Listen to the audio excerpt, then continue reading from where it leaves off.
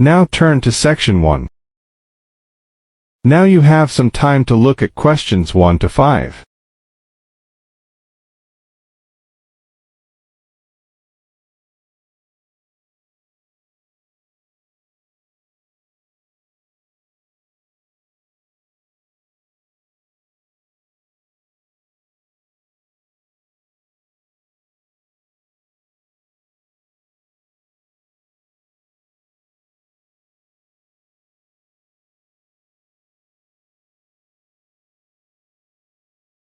Now listen carefully and answer questions 1 to 5.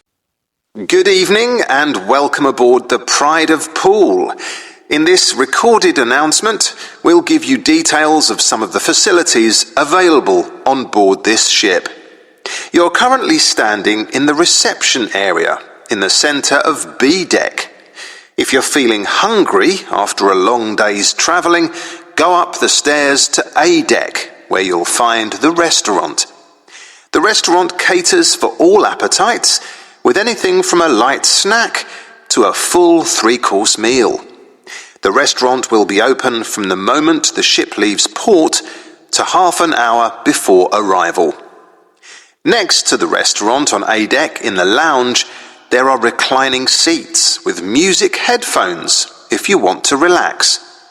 The headphones are free, but people using this area are encouraged to keep noise to a minimum so that other passengers can enjoy themselves and sleep or read if they wish. For those of you who'd like some entertainment, just next door to us on this deck is a 40-seat cinema showing the latest full-length feature films. The cinema program is available here at reception, but you'll have to buy the tickets themselves at the cinema entrance just before you go in. Just next to the cinema is the staircase leading down to the cabins on C deck. To access your cabin, just show your boarding pass to a steward who will give you the key. On this deck, that is B deck, you'll also find an area where you can either play games in our special electronic games arcade or do your shopping. Just beyond that, on the same level, people who want a bit of fresh air or just want to see the sea can go out onto the viewing deck, which is in the open air. Make sure you wear a jacket or coat, as it can be quite cold and windy. Now you have some time to look at questions 6 to 10.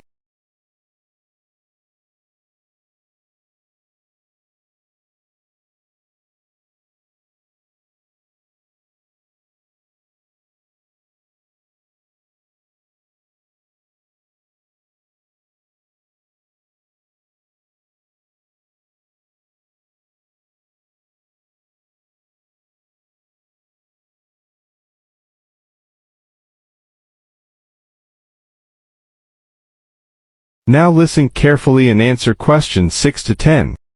Now for some further details. This voyage is an overnight trip. The ship leaves port at 7 p.m. and the journey takes just over 12 hours and 45 minutes, reaching our destination at about 8 tomorrow morning.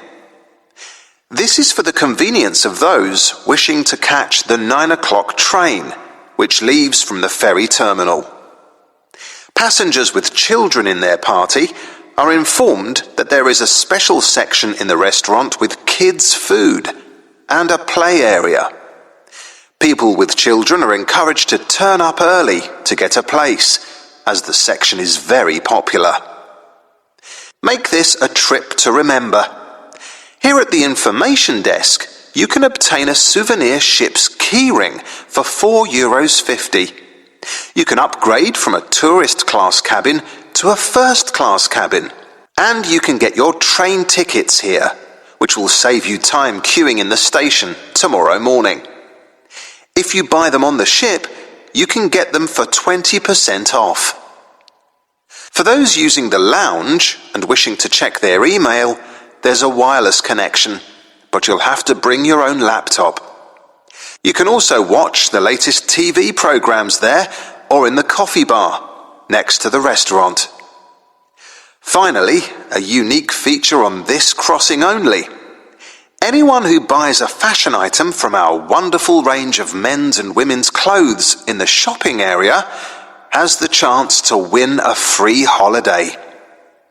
All you have to do is complete a sentence starting, "I like Sealand ferries because," and the best sentence wins the prize of a holiday in Switzerland with tickets to a 3-day music festival included. Talk to any member of staff for more details. That is end of section 1. You now have half a minute to check your answers.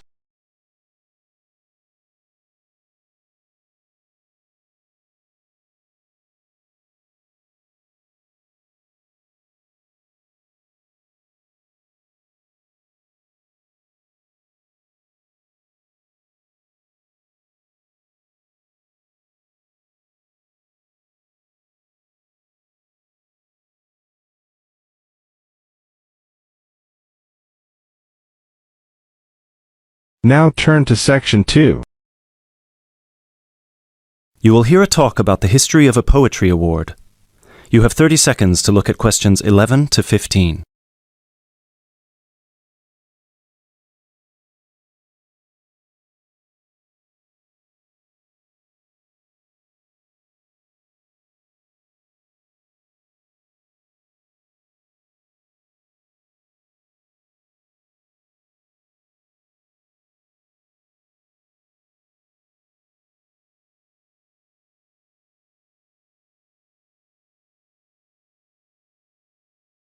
Now listen carefully and answer questions 11 to 15.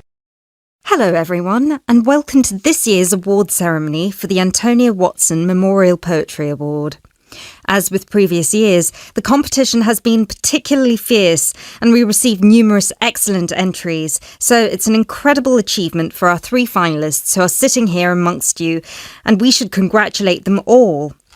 However, as with every competition, there can unfortunately only be one winner, and we will be announcing them shortly. Before we do, though, a few words about the award itself. As most of you know, the Antonia Watson Memorial Poetry Award has been presented annually since 2010 and was presented biannually for 2 more competitions prior, once in 2008 and once in 2006. It is entirely funded by Antonia Watson's very generous parents, who offer £1,500 to the author of the best poem on a topic announced at each previous award ceremony, as well as £500 to the first runner-up and £250 to the second, bringing the total up to £2,250. Now, a few words on Antonia Watson herself, without whom none of us would be standing here today. I briefly knew Antonia while at university, where we were flatmates for a year, and I'm afraid that any speech I give will not be able to do her justice, as she was the kindest, sweetest person I've ever met. Thankfully, this part of my speech was written with the assistance of one of her siblings, Thomas Watson, who was not only her brother, but also her best friend. Antonia was born in Slayford, Lincolnshire, in December 1986. From a very young age, she displayed an inquisitive and creative nature, matched in volume only by the gentle kindness of her spirit. She wrote her first poem, named Love Barks, about the death of her dog at the age of 10. This was also her first poem to be published at her school's newspaper, just 2 months after another of her poems, Be Kind, won the 1996 Triad Children's Writing Competition and was published in the competition's anthology.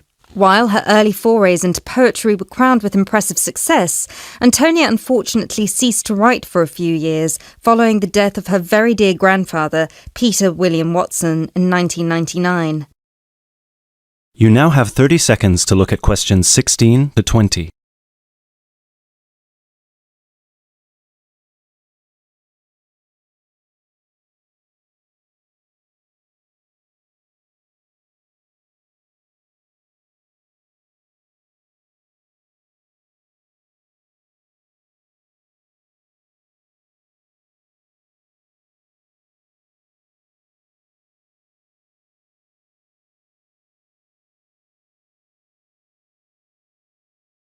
Now listen carefully and answer questions 16 to 20. While her early forays into poetry were crowned with impressive success, Antonia unfortunately ceased to write for a few years following the death of her very dear grandfather, Peter William Watson, in 1999. Despite her writer's block, however, her artistic nature didn't lie dormant during the next 4 years. She had an active role in various theatre plays, and she also ventured into painting. A few of the plays are available on the internet, and you can find several of her self-portraits on our website, and you can see for yourself how impressive they are. But poetry, of course, remained her passion even then, which is why in 2003 she resumed writing, and her next poem, The War on Both Sides, was published in her college's journal. At the age of 18, Antonia moved to Sheffield to study English literature at the University of Sheffield. This is where she and I met, spending a whole year in adjacent rooms in a flat in central Sheffield. This is also where I met her good-natured, generous parents, Mr. and Mrs. Watson, who came to visit her regularly and always treated me like a daughter as well. Antonia and I grew very close during that period, and while we ran in different circles, we always found time for each other every week. Antonia self-published one collection of poems in August 2005. It was named Burning Stars, after the poem on page 16, which is also the date of her birthday. It was an immediate success amongst her peers at the University of Sheffield, and it was so cherished by her English literature classmates specifically that it had attracted the attention of one of her lecturers, who put her in touch with a literary agent. She had been due to begin working on her second collection right before her tragic passing in a car accident just 5 days before her 19th birthday in December 2005. Antonia was always interested in societal shifts and how they affect humanity as well as the environment, and this award was designed to reflect her faith that regardless of what we do, we are all inherently good. With this in mind, all of the topics this competition has dealt with have been about the potential and the positive side of humanity, such as this year's Young Love theme or last year's Inner Power theme. We've had poems about personal strength, about immigration, about gender equality and peaceful protest. And hopefully in 12 months, the poems we'll be awarding will be just as inspiring with the topic of poverty. I know Antonia would be really proud of what her parents and what all of you together have achieved. So, finally, let's get on with the actual award. As I said before, it's been a fierce competition this year, and with more than 5,000 entries, it was quite the task for our 3 judges to cut them down to just 3. But our 3 finalists definitely deserve to be here, and without further ado, I would like to... That is end of section 2. You now have half a minute to check your answers.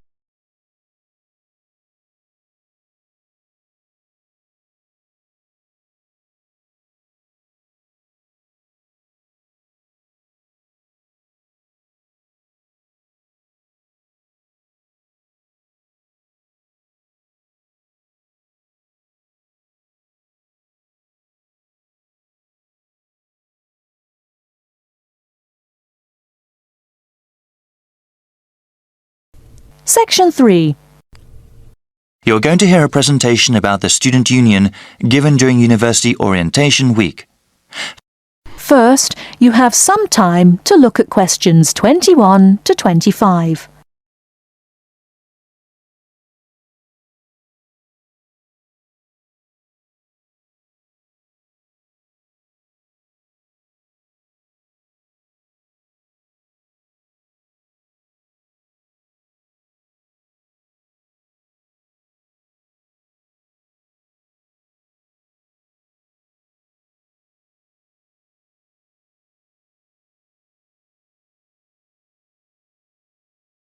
Now, listen carefully and answer questions 21 to 25.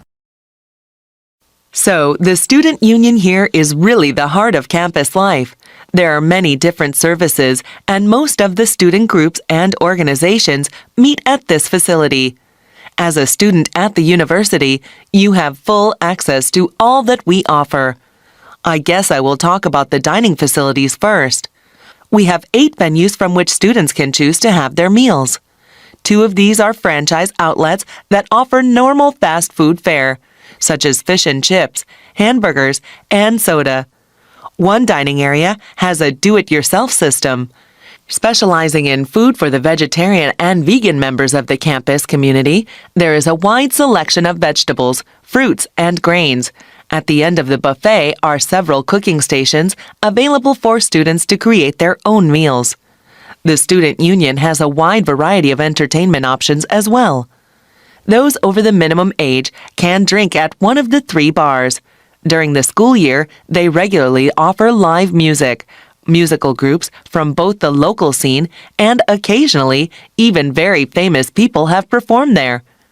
All the bars serve domestic and imported beers, wine, and hard liquor. A cinema theater with 750 seats is available for screening films. The Movie Appreciation Group also screens many types of films, even foreign and classic movies. Also, the theater is where guest speakers hold lectures. These speakers are sometimes professors from other universities or other notable people. Before you hear the rest of the talk, you have some time to look at questions 26 to 30.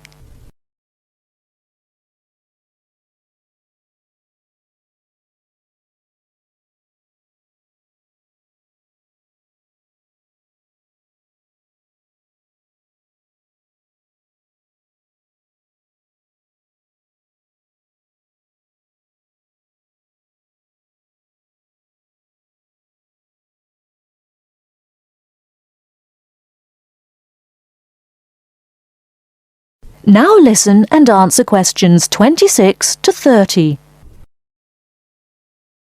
Now I want to explain how to go about reserving a space in the Student Union for your event. We have several different types of rooms, ranging from small gathering areas to large lecture halls. Students can also show a movie or documentary at the cinema theater. Any student organization that wants to hold an event or meeting must submit a form available at the information desk in the main hall. On this form, you must provide a name, their contact information, a short description of the event, the type of room required, and the time and date you need it. Any organization sponsoring the event or meeting must also be listed, along with the budget. This budget has to include items bought for the event and any people who are hired. There is also a section for any sort of multimedia resources you need.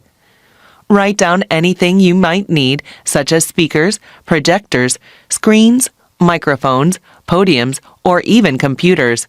We will contact the Media Resources Center to make sure all the necessary equipment is there at the right time. We are always looking for ways to improve the Student Union. If there is any part of the building that needs service, please inform the person at the information desk. There is also a suggestion box at the desk where you can fill out a card and give us more ideas for improvements.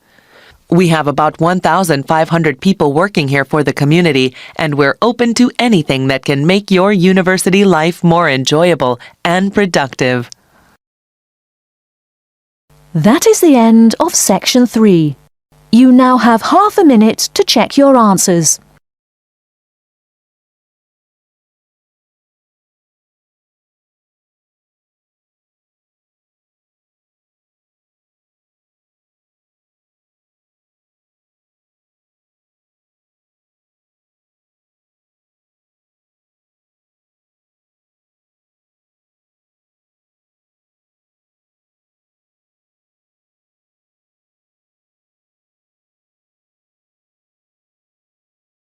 Now turn to section 4.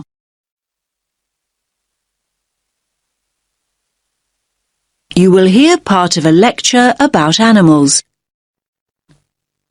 First, you have some time to look at questions 31 to 40.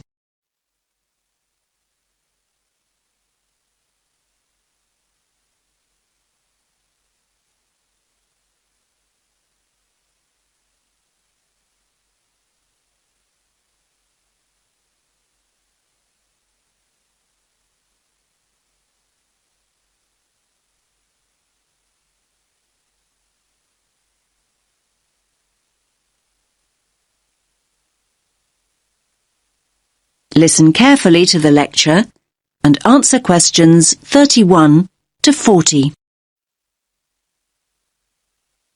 In today's lecture, I'm going to talk about avoiding predation. What does that mean, I hear you say? Well, you probably know the word predator. I'm sure you've all seen Predator the movie. Well, a predator is any animal that hunts and kills another animal. That animal, and I was going to say that smaller animal, but it's not always the case, is the prey. An owl, for example, is a predator, and a mouse is its prey. A lion is a predator, and a much bigger animal, a buffalo, for example, is its prey. So when I say avoiding predation, what I mean is not being caught and eaten. For many small animals, not being caught and eaten is pretty much a full-time job. Many animals that are predators themselves may be the prey of another, usually bigger animal. This is what we popularly call the food chain. So, how do animals avoid predation? Well, they have what we call defense mechanisms. These are ways in which the species has adapted over time to give it an advantage over its predators. Any adaptation of this kind increases the species' chances of survival. Over time, species that have not adapted, that is, developed some sort of defense mechanism, have met with extinction.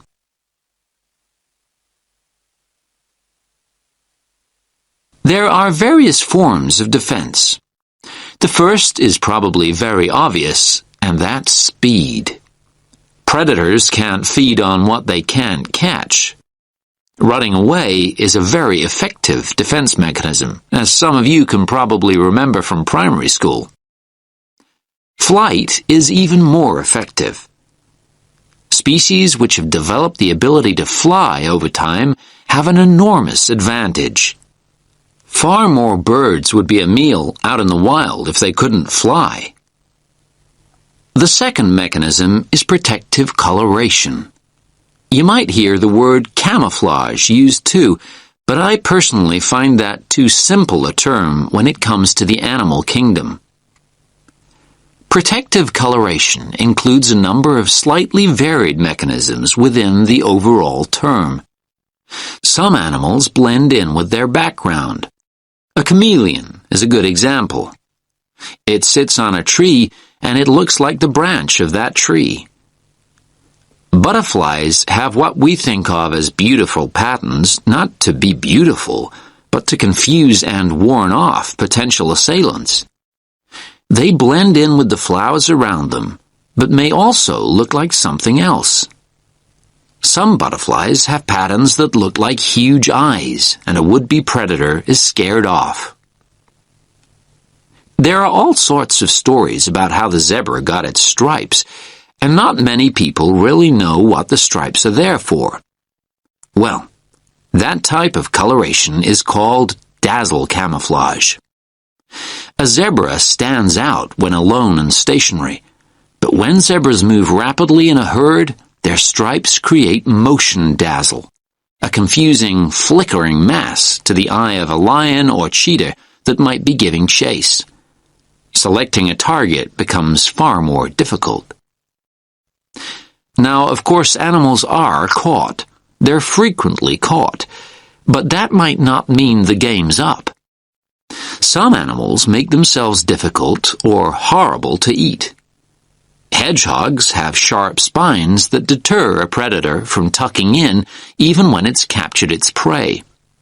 The predator is very likely to give up when a spine gouges an eye or gets lodged in its throat. Numerous species of creature, turtles or snails for example, have developed a tough outer shell that makes it almost impossible to devour. One of my favorite creatures is the skunk, which emits a repulsive smell on being cornered, enough to send any attacker harrying back into the undergrowth.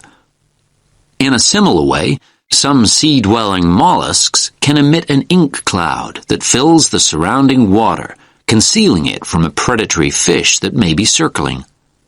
There are frogs that go one step further. They're so poisonous that even if a predator does try and eat them, it'll probably keel over and drop dead first. Now, you'll probably be surprised, but I'm going to go on to talk about plants. Yes, many plants have defense mechanisms in exactly the same way as animals. You've probably all been stung by a nettle at some time. That is the end of section 4. You now have half a minute to check your answers.